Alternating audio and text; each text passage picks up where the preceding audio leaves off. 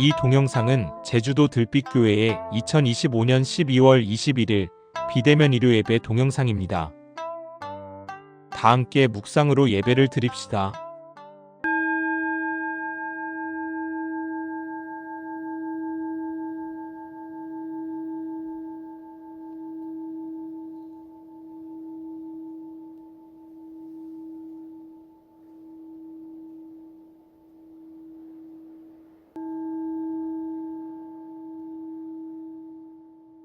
예배 기원을 함께 합시다. 없이 계신 님이시여, 높고 낮은 님이시여, 우리 안에 님이시여, 이 예배를 통하여 우리 모두 당신과 일치되어 참 자유를 누리게 하소서. 아멘. 이제 찬송가 104장 곧 오소서 임마누엘을 함께 부르겠습니다.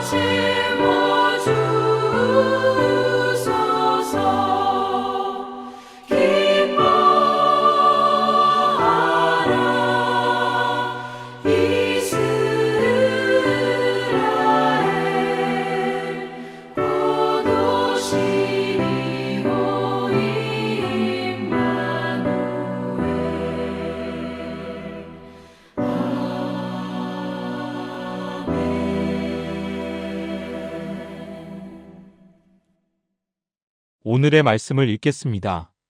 창세기 3장 16절부터 17절까지입니다. 또 여자에게 이르시되 내가 내게 임신하는 고통을 크게 더하리니 내가 수고하고 자식을 낳을 것이며 너는 남편을 원하고 남편은 너를 다스릴 것이니라 하시고 아담에게 이르시되 내가 내 아내의 말을 듣고 내가 내게 먹지 말라 한 나무의 열매를 먹었은즉 땅은 너로 말미암아 저주를 받고 너는 내 평생에 수고하여야 그 소산을 먹으리라. 이번에는 누가복음 1장 46절에서 53절까지입니다. 마리아가 이르되 내 영혼이 주를 찬양하며 내 마음이 하나님 내 구주를 기뻐하였음은 그의 여종의 비천함을 돌보셨음이라. 보라, 이제 후로는 만세에 나를 복이 있다 일컬으리로다. 능하신 이가 큰 일을 내게 행하셨으니 그 이름이 거룩하시며 긍휼하심이 두려워하는 자에게 대대로 이르는도다. 그의 팔로 힘을 보이사 마음의 생각이 교만한 자들을 흩으셨고 권세 있는 자를 그 위에서 내리치셨으며 비천한 자를 높이셨고 줄이는 자를 좋은 것으로 배불리셨으며 부자는 빈손으로 보내셨도다. 말씀을 아름답게 받겠습니다. 아멘. 다 함께 찬양하겠습니다. 찬송가 112장 그 맑고 환한 밤중에입니다.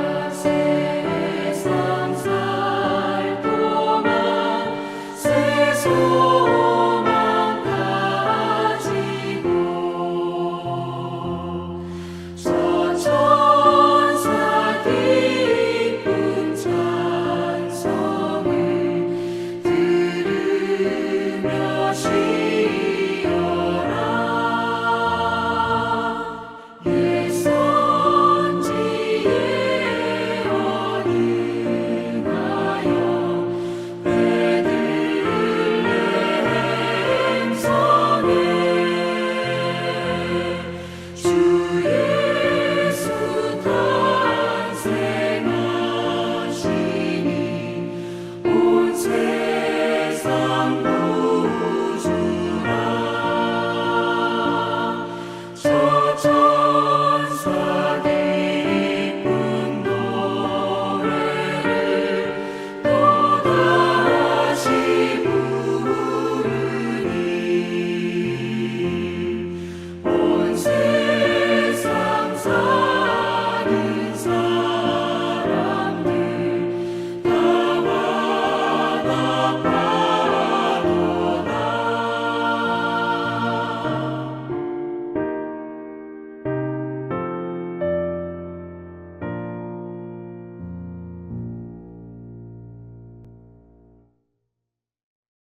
이제 조영배 목사님께서 낮은 자를 해방하라는 제목으로 말씀을 전해 주시겠습니다.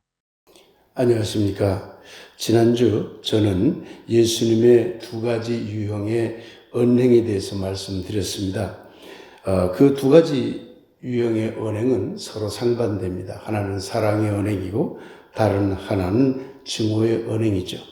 이 두 가지 언행을 가지고 있다고 하는 것을 성서적으로 볼 때 또는 신앙적으로 볼 때 참 이해하기가 어렵습니다. 그래서 학자들 중에 문화 진화론 학자들은 이런 문화 진화론의 관점에서 이 두 가지 유형을 풀어내는 경우가 있습니다. 21세기 문화 진화론 학자들은 생물학적 진화와 공진화해온 문화 진화를 매우 중요하게 여기고 있습니다. 오늘 우리는 대림절기를 보내고 있는데요. 이 대림절기에서 예수님의 두 가지 유형의 언행이 궁극적으로는 무엇을 향하고 있는지에 대해서 문화 진화론의 관점에서 함께 생각해 보려 합니다. 오늘 창세기 3장 16절에서 17절 이야기를 함께 읽었습니다. 아담이 하와와 함께 에덴 동산에서 살았지요. 그런데 하나님이 금칙을 만들었습니다. 이 동산에 있는 모든 과실은 따먹을 수 있어도 그러나 선악을 알게 하는 나무의 과실은 따먹지 말라고 했었죠. 이 금칙을 여자가 어겼죠. 이 이야기를 이제 오늘 본문은 말하고 있는데, 그런데 이 이야기 속에서 우리는 몇 가지 중요한 이야기를 알아낼 수가 있습니다. 금칙이 생기면, 금지하는 어떤 규정, 금지하는 어떤 법칙이 생기면 금칙이 없는 금칙 이전과 금칙이 있는 금칙 이후로 삶의 방식이 완전히 나누게 된다는 점입니다. 금칙을 어기면 벌을 받고 금칙을 잘 지키면 상을 주는 기본 틀이 새롭게 만들어지게 되는 것이죠. 사실요, 금칙은 누구나 어기게 됩니다. 하와만 금칙을 어겼다고 보면 안 됩니다. 왜냐하면 모든 금칙에 대한 호기심은 인간의 본성이기 때문에 그렇습니다. 그 인간적 본성의 신뢰 여부를 떠나 금칙을 어기고 싶은 충동은 누구에게나 생기게 마련인 것이죠. 이전에는 어쩌면 남녀 평등이었을지 모르겠습니다. 그런데 이후에는 남성 지배가 확립되고 맙니다. 왜? 오늘 읽은 성서 자체가 여자는 남성의 지배를 받아야 한다고 못을 받고 있기 때문입니다. 여기서 우리는 궁금해집니다. 왜 신은 금칙을 만들었을까? 그리고 금칙 이전과 금칙 이후의 인간의 삶은 과연 어떻게 달라졌을까? 오늘 또 다른 본문 누가복음 1장 46절에서 53절을 우리는 함께 읽었습니다. 예수님이 태어나기 전에 예수님의 어머님 마리아가 예수님을 잉태한 상태에서 하나님으로부터 오는 메시지, 자기가 임신한 아이가 태어나서 미래에 어떤 일을 이룰 것인가에 대한 마리아 스스로의 감격에 찬 노래입니다. 이것이 오늘 본문입니다. 오늘 함께 읽은 누가복음 본문 곧 마리아 찬가는 우리에게 두 가지 내용을 전해줍니다. 그 하나는 높은 자, 곧 교만한 자라든가 권세를 가진 자들을 흩어버리고 또한 그들을 내려칠 것이라는 예언입니다. 두 번째는 낮은 자를 도리어 해방하리라는 그런 예언이죠. 여종의 비천함을 돌볼 것이고 여자들의 비천함을 돌본다는 뜻이겠죠. 보편화하면 두려워하는 자에게 긍휼을 베풀 것이고 비천한 자를 높일 것이고 줄이는 자를 배불리게 할 것이고 그 당시에 억압받는 민족이었던 이스라엘을 다시 일으켜 세울 것이라고 마리아는 자기 뱃속에 있는 아이를 두고 노래를 불렀던 것입니다. 이 본문에서도 궁금증이 생깁니다. 어떻게 해서 높은 자와 낮은 자가 생겨난 것일까? 이런 구분이 정당한가? 이런 궁금함이 계속 이어집니다. 문화, 진화론의 관점에서 보면 금칙 이전, 무엇을 금하고 무엇을 하지 말라 이렇게 하는 금칙 이전 시대를 대체로 수렵 채집 시대라고 합니다. 그런 수렵 채집 시대를 반영한 것이 금칙 이전 시대라고 그렇게 말하는 것이죠. 반면 금칙 이후 성서가 말하는 신라권 에덴에서 쫓겨난 이후의 삶은 농경 정착 시대를 반영한다고 합니다. 성서를 보면 아담은 땅을 갈고 그 흙 속에서 먹을 것을 얻어내는 노동의 수고를 해야 된다는 얘기가 나오거든요. 정착 시대를 반영한다고 할 수 있는 것이죠. 금칙 이전의 아담과 하와는 에덴 동산에서 자유롭게 떠돌며 먹고 살았을 것입니다. 금칙 이후에 아담과 하와는 농사를 지으며 정착 생활을 이어갔겠죠. 그런데 여기서 이 두 시대의 차이를 문화 진화론의 관점에서 비교해 보도록 합시다. 우선 수렵 채집 시대는 어떤 시대냐면 사람들이 자유롭게 돌아다니던 시대였습니다. 정착해 있지 않고 여기 가서 열매 따먹고 여기 가서 짐승 잡아서 먹고 그러다가 열매 다 떨어지면 다른 곳으로 이동하고 하는 자유로운 체제로 살았습니다. 그러니 큰 공동체를 이루지 못했죠. 작은 단위로 살았죠. 열매 채집이든 동물 수렵이든 그것을 개인 소유로 여기지 않았습니다. 나의 것이야. 이런 생각이 없었던 것이죠. 동물을 잡으면 같이 나눠 먹었던 것이죠. 개인 소유 의식이 별로 없었습니다. 또한 당시에는 먹을 것이 사방에 널려 있었습니다. 그 먹을 것이 오늘날 우리가 먹는 음식과는 매우 달랐지만 그러나 자연이 주는 먹을 것들은 풍성했죠. 그러니요 인류학자들이 연구하면 옛날 사람들이 훨씬 키도 크고 건장했다고 그럽니다. 그러지 않는 종족들도 도로 있지만 대체로 그렇답니다. 굉장히 건강했다는 얘기죠. 자연재앙은 여전히 있었겠지요. 그때라고 해서 천둥 번개가 없었겠나요? 바람이 그때라고 해서 없었겠나요? 있었겠죠. 그러나 인위적 재앙은 적었습니다. 그러면 그 당시의 문화적 상황은 어땠을까요? 당연히 사람들은 무의식적으로 협동하고 공존해야 살 수 있다는 걸 알고 자연스럽게 협동하고 공존했습니다. 그래야 먹고 사니까요. 내가 가진 것도 저 사람이 굶고 있으면 나눠줘야 나중에 자기도 얻어먹기 때문에 소유욕을 갖지 않고 나눔을 베푸는 삶을 살았던 것이죠. 그러니 당연히 사랑과 자비의 작은 공동체들이 형성이 되어 있었다고 그렇게 학자들은 봅니다. 자연재앙은 자연의 신격화로 풀어냈습니다. 토템 신앙이 발달한 것도 그거죠. 그러니 저 자연의 어떤 천둥 번개가 치면 신이 노했구나. 우리가 그 신의 제사 지내자. 이런 신앙들이 발달했었죠. 그런데 재앙에 대해서 합리화 의식은 별로 없었습니다. 강하지 않았죠. 누구 때문이야? 누구 때문에 벌 받아? 그러니 우리가 뭘 하지 않으면 안 돼. 이런 의식이 적었던 것입니다. 농경 정착 생활 시대의 생물학적 상황은 어땠을까요?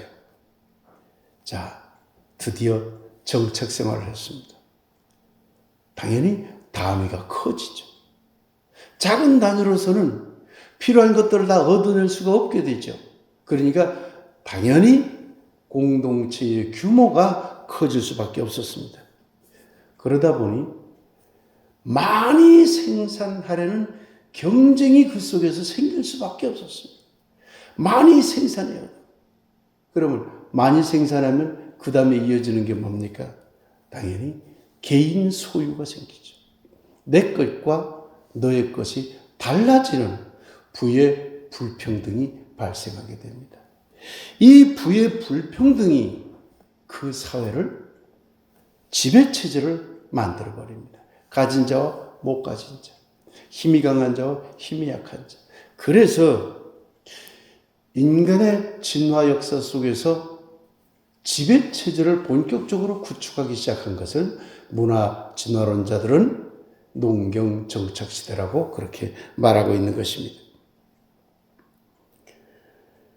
거친 자연 생활에서 돌아다니면서 동물도 잡고 열매도 채집하던 시대에서 어떤 일정한 장소에 모여서 농사 짓고 거기서 이제 먹을 것을 구해내는 그런 시대가 되었습니다.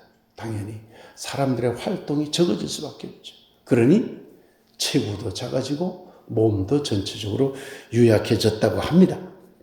집단 생활이 강조될수록 많은 공동체 생활이 이루어질수록 큰 문제가 발생했어요. 흩어져 있을 때는 인간이 가지고 있는 다양한 접촉이 그만큼 적었기 때문에 인위적인 재앙들, 말하자면 질병 같은 것들이 아주 적었습니다. 그리고 작은 아픔들이 있었다 하더라도 그건 그 작은 단위 안에서 해결할 수 있는 문제들이었어요. 그런데 집단 생활이 커지고 큰 공동체가 이루어지면서 큰 전염병들이 일어나게 생겼죠. 인위적 재앙들이 발생하기 시작한 겁니다. 이걸 감당하지 못하는 시대가 된 것이죠. 그러니 당연히 이런 상황 속에서 이런 어려움을 문화적으로 풀려고 하는 노력들이 생길 수밖에 없었다고 하는 것입니다. 경쟁이 잦아지고 싸움이 잦아지고 남의 것을 뺏어야 내가 생존할 수 있는 그런 시대가 되어버린 것이죠. 소유와 저장, 저축, 모아놓는 것이 강조되기 때문에 가진 자와 못 가진 자의 차이가 아주 벌어지게 되는 것이죠. 부의 불평등이 자동적으로 생기고 다양한 이원론적인 지배체제가 생깁니다. 오늘 창세기 본문에서도 남자가 여성을 지배한다는 말이 나옵니다. 남성 우월주의가 되어버렸다는 얘기죠. 재앙이 많아지니까 이 재앙이 어디서부터 오는가에 대한 자기 합리화를 하지 않으면 안 되었던 것입니다. 인간은 점점 머리가 똑똑해졌고 이게 도대체 어디서 오는가? 그래서 유일신을 만들게 되고 유일신이 모든 것을 결정했다는 쪽으로 그 책임을 회피해버리는 이런 종교적인 변화도 일어나게 된 것입니다. 예수님도 지난주에 말씀드렸듯이 합리화의 본성을 말하였습니다. 그러나 예수가 정작 이루고자 한 것은 우리 안에 깊이 각인된 자연적 본성을 일깨우는 것이었습니다. 이것이 신의 계명과 닮았다고 여겼기 때문입니다. 이제 대림절기입니다. 예수를 어떤 분으로 우리는 기다려야 하겠습니까? 합리화 본성에 매몰되지 않고 현실적으로 합리화 본성을 토대로 해서 갖가지 재앙과 갖가지 지배체제를 벗어나기 위해서 투쟁을 할지라도 그 합리화 본성에 매몰되지 않고 자연적 본성으로 돌아가자는 것이 아니겠습니까? 시대와 역사는 점점 합리화 본성을 발현하고 있습니다. 이 지구의 모든 문제와 재앙들도 인간이 합리화 능력, 이성적인 합리화 능력을 통해서 그 재앙들을 설명하려고 하고 있습니다. 심지어 종교들도 그래왔습니다. 기독교도 그래왔습니다. 그렇지만 나사렛 예수 개인은 합리화 본성을 벗어나 자연적 본성을 시대와 공간에 맞게 되살려 보려고 했다고 해석할 수 있을 것입니다. 예수는 협동과 공존, 무소유와 나눔, 사랑과 자비를 이 땅에 실현하려고 했습니다. 이것이 바로 예수가 그토록 원했던 하나님 나라 운동이 아니겠습니까? 그러니 예수가 바리새인과 서기관들을 향해 욕설을 퍼부은 것은 합리화 본성의 반로라고 보여지지만 그 반로는 합리화 본성을 위한 반로가 아니라 자연적 본성을 일깨우기 위한 반로였다는 것을 알 수가 있는 것입니다. 성서에서는요, 하나님은 결코 인간이 겪어왔던 자연적, 인위적 재앙들에 대해 책임을 져본 적이 없습니다. 하나님이 언제 책임져 보았습니까? 홍수로 쓸어버렸다. 내가 잘못했다면 회개해 본 적이 있나요? 많은 사람 전쟁으로 내몰아서 죽였어요. 내가 잘못했다. 인간들이 회개해 본 적이 있나요? 모든 책임은 다 인간에게 돌려졌습니다. 성서의 신은 책임을 지지 않습니다. 그런 신이 바로 성서의 신입니다. 그런데 예수님은 달랐습니다.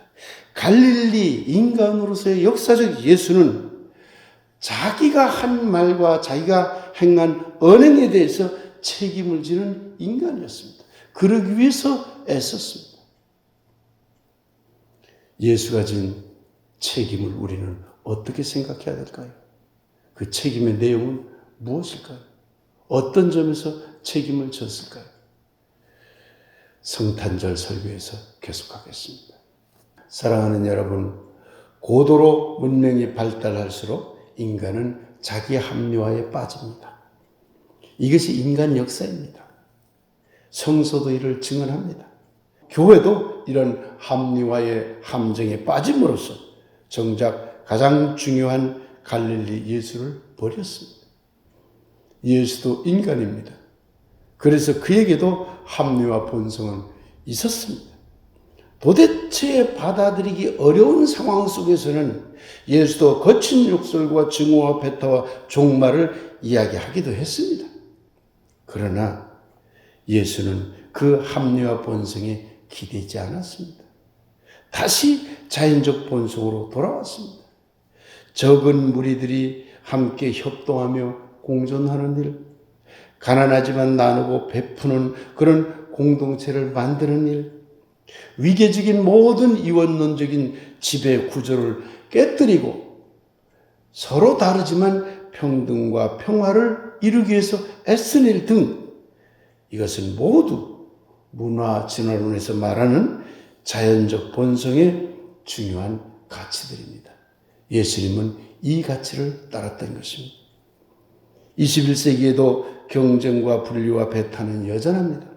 그 치열함 속에서 어떻게 예수가 강조한 협동과 공존과 사랑을 꽃피울 수 있을지, 이 문제는 바로 우리에게 남겨진 과제입니다. 들필 사람들 모두가 우리 안의 합리화 본성의 함정에 빠지지 않으면서도 자연적 본성을 21세기에 맞게 되살리는 일에 나설 수 있었으면 합니다. 우리의 작지만 아름다운 예수 운동이 우리 안에 있는 자연적 본성을 일깨워 이 땅을 아름다운 나라로 만드는 의미 있는 운동이 되기를 예수님의 이름으로 간절히 축복하며 기원합니다. 아멘. 더 깊은 곳에 자연적 본성을 일깨운다면 이라는 주제로 말씀 묵상 드리겠습니다.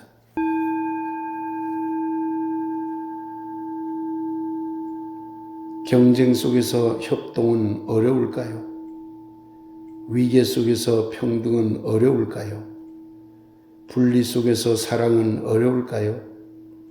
혼란 속에서 조화는 어려울까요? 우리 안에 합리화 본성의 그 위선을 버린다면, 우리 안에 신의 계명이 문화 전통과 맞는다면, 우리 안에 합리화 본성이 더 깊은 곳에 자연적 본성을 일깨운다면 그때 비로소 우리는 반대의 일치를 체득할 수 있지 않을까요? 그리 되소서. 아멘. 알림 시간입니다. 크리스마스 예배는 대면 예배입니다. 밀감 수확철 가장 바쁘겠지만 시간을 내어 꼭 참석해 주시기 바랍니다. 지난해처럼 각 가정별로 선물 교환을 하겠습니다. 작지만 정성이 담뿍 담긴 선물들을 준비해서 나오시기 바랍니다.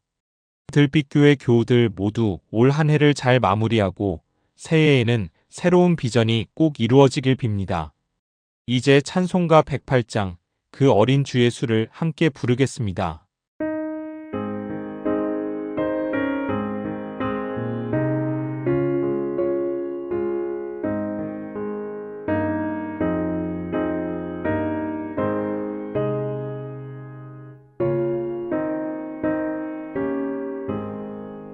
그 어린 주 예수 놀 자리 없어 그 귀하신 몸이 보유에 있네 저 하늘 별들이 반짝이는데 그 어린 주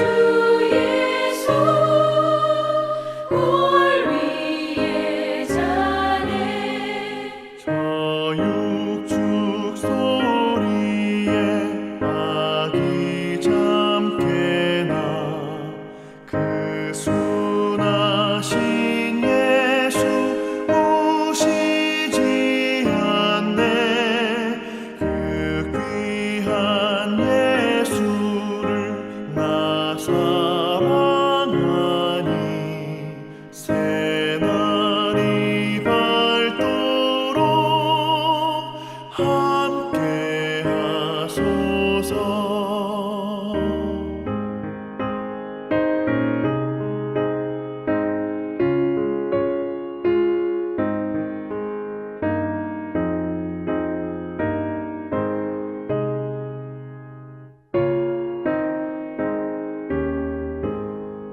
주 예수 내 곁에 가까이 계셔 그 한없는 사랑을 베푸시고 온 세상 아기들 다 품어주사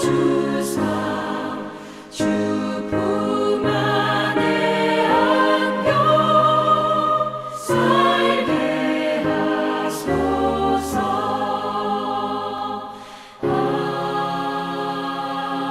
아멘.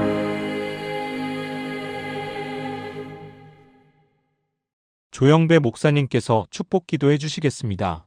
이제는 우리를 구하신 예수 그리스도의 구원의 은혜와 아버지 하나님의 크고 놀라운 사랑하심과 성령님의 감동, 감화, 소통하심이 오늘 예배에 함께한 들빛 사람들 한 사람 한 사람 위에와 사랑하는 모든 가족들과 이 땅의 선하고 아름다운 모든 이웃들 위에 지금부터 영원히 함께 없기를 간절히 축원하옵나이다.